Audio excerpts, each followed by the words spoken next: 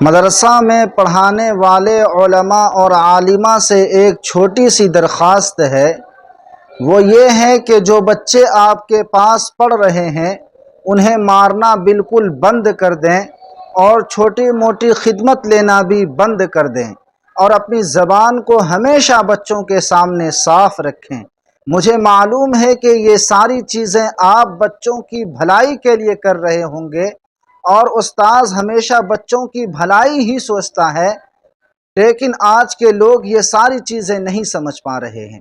اچھی تربیت اور اچھے اخلاق یہ ماں باپ کی ذمہ داری ہے، آپ کی نہیں۔ آج کے ماں باپ یہ سوچتے ہیں کہ جتنے بڑے بڑے اللہ کے ولی گزرے ہیں وہ ایسے ہی بن گئے،